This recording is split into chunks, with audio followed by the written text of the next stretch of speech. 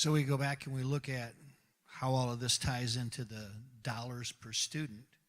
What we know is that in Ferndale, our dollars per student, $10,559.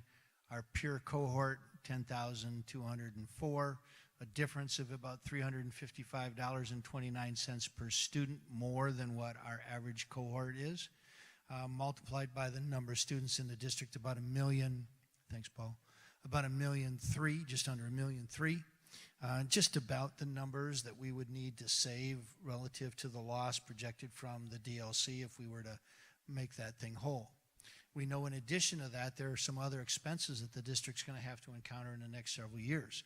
One is just the bus fleet, rolling that over and renewing the leases, estimated to be $100,000 a year. A need for some textbooks materials on an annual basis, approximately $150,000 a year. And we've got some salary increases that have already been committed contractually that will cost the district about $600,000 per year, plus the loss of $1.6 million from the DLC, comes up to about $2.5 million in cuts that would be necessary for 2015, 2016, or by the time we get to 16, 17, we're in a deficit condition. Here's the answer to your question, ma'am.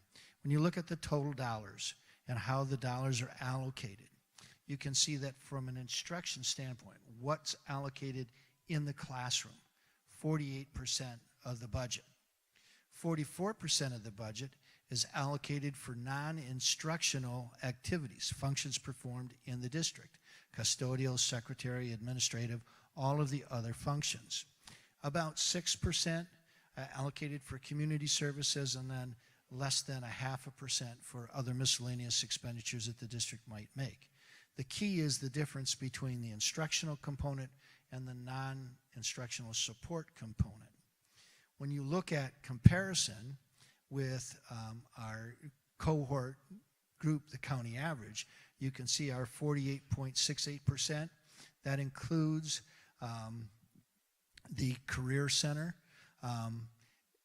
If you look at that, we're 51.9% for instruction as compared to 61.4% for the average across Wayne County. So we're spending out of the total dollars we receive about 10% less in direct instruction for students than what the average across the county is, which means we're spending more for instructional support services than what the county average is, and more than the non-instructional community support services are along the way.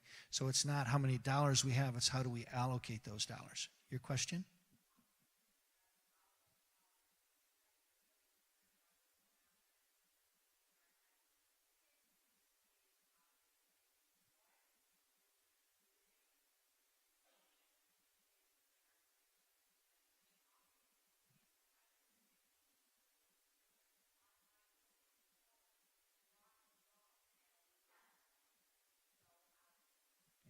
I think Blake is going to talk about that in a few minutes as we get toward the end. He'll give you some specifics as to what they're doing to try to change that trend.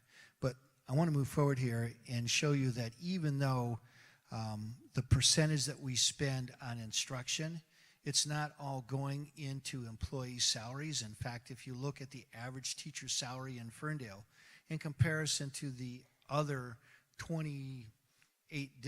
27 districts in Oakland County, there are only 2 that have an average teacher salary lower than what Ferndale does. So it's the dollars that we spend for resource materials for students, programs and services that go beyond the direct teacher standing in front of the class that is putting us at a disadvantage.